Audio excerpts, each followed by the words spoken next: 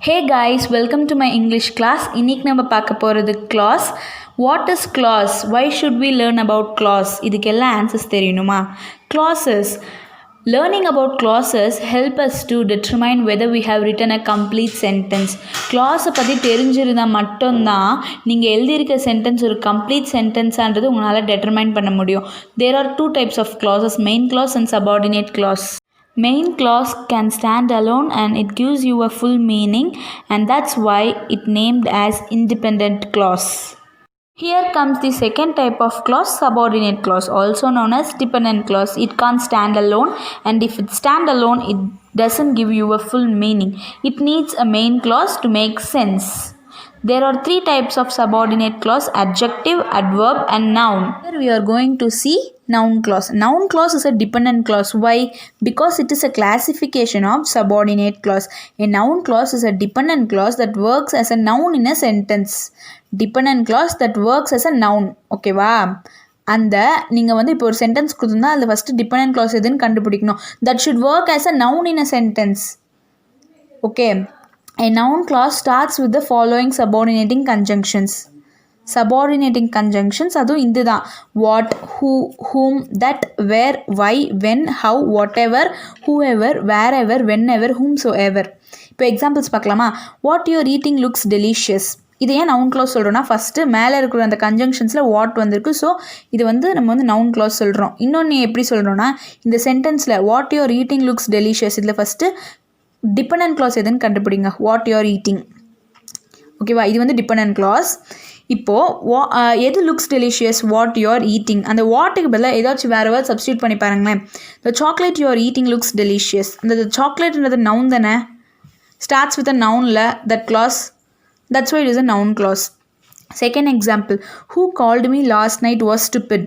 இதே noun clause சொல்கிறோன்னா first வந்து who is a conjunction given in the yellow box, and that's why it is known as a noun clause. Second na, who badala you substitute any other word. The boy called me last night was stupid. The boy under the noun la, so it's the clause starts with a noun, and that's why it is known as a noun clause. Next we are going to see adverb clause. Adverb clause is a subordinate clause that modifies a verb, adjective or another adverb. Okay, here adverb ன்றது ஒரு verb modify பண்றது, but இது வந்து adverb clause that modifies a verb, adjective or another adverb. Usually adverb clause begins with a subordinating conjunction. Okay, so first நம்மளுக்கு வந்து noun clauseல வந்து they have given few conjunctions. அது வந்து அதில் தான் ஸ்டார்ட் ஆகும்னு நம்மளுக்கு சொல்லியிருந்தாங்க. பட் adverb clause அந்த மாதிரி இல்லை. Adverb clause starts with a subordinating conjunction. Can you remember for which type of sentence we use subordinating conjunction? Yes, for complex sentence we use subordinating conjunctions. Adverb clause என்ன சொல்லணும்னா how, when, where, why or to what extents. Adverb clause என்ன சொல்லணும்னா எப்படி, எதனால், எப்போ, எங்கே, எது வரைக்கும், இந்த மாதிரி விஷயங்களை தான் ஒரு adverb clause சொல்லும். Example, if Sam calls, please tell him that I will be late. First tell me what type of sentence it is. If Sam calls, please tell him that I will be late. First tell me which is subordinate clause and main clause. If Sam calls ன்றது dependent clause. Please tell him that I will be late ன்றது main clause. So tell me what type of sentence it is. Yes, complex sentence. Okay, நம்மளுக்கு தெரியும் adverb clause starts with a subordinating conjunction. If Sam calls, this is the adverb clause. Okay, starts with the if ன்றது subordinating conjunction. Subordinating conjunctionல ஒரு clause வந்தாலே, ஒரு இங்கே பாருங்கப்பா, ஒரு sentence இருக்குது, அதில் மெயின் clause subordinate clauseன்னு பிரிக்கிறீங்க. அந்த subordinate clause if it starts with a subordinating conjunction, and that is an example for adverb clause. We played in the garden until the sunset. We played in the gardenன்றது main clause. Until the sunset, இந்த untilன்றது ஒரு subordinate conjunction. இது வந்து இதில் start ஆகிருக்கிறதால இது வந்து ஒரு example of adverb clause.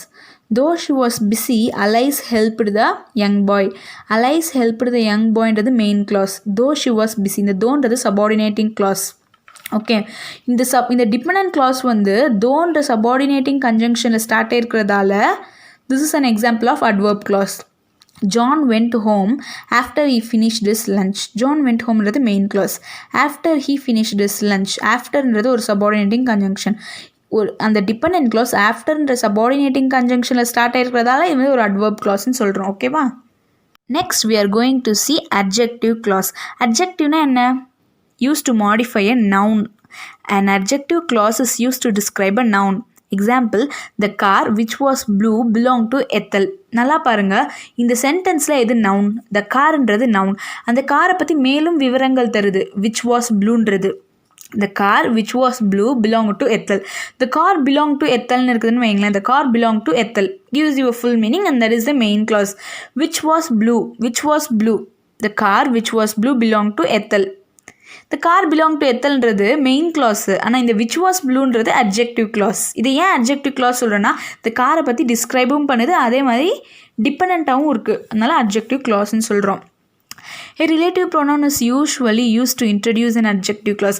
எப்படி நம்ம noun clause வந்து அந்த சில subordinating conjunctionsல வரும், அதே மாதிரி வந்து adverb clause வந்து subordinating conjunctionsல தான் ஸ்டார்ட் ஆகும்னு சொல்கிறோமோ, அதே மாதிரி adjective clauses வந்து எப்பயுமே relative pronounனால தான் introduce ஆகும். Example, Pablo, who is an English teacher, lives in Serapeque.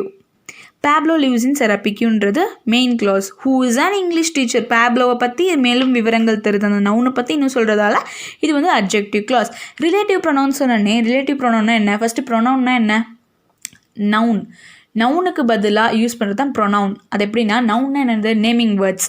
இப்போது ஹர்ஷா 2 லைன் அதே ரிப்பீட் பண்ணுறதுக்கு பதிலாக I, you, we, they, he, she, இட்டுன்ற ப்ரொனவுன்ஸ் யூஸ் பண்ணுறோம்ல, அதே ப்ரொனவுன் தான். இப்போ ரிலேட்டிவ் ப்ரொனவுன்னா என்னென்னு பார்க்கலாமா? What are relative pronouns? A relative pronoun is a pronoun. அதுவும் ஒரு ப்ரொனவுன் தான். That introduces a relative clause within a complex sentence. Example பாருங்கள்.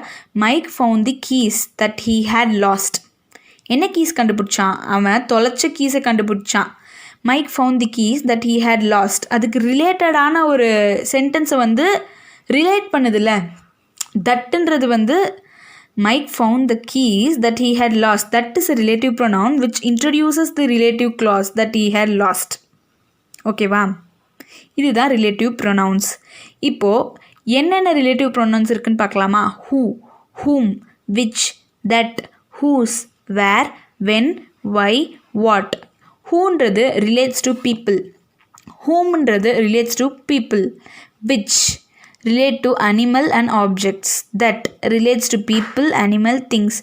whose refer to possession. ஓகேவா? where refers to places. when refers to time. why refers to reason. what refers to things. and the zeroன்றது relates to people and things.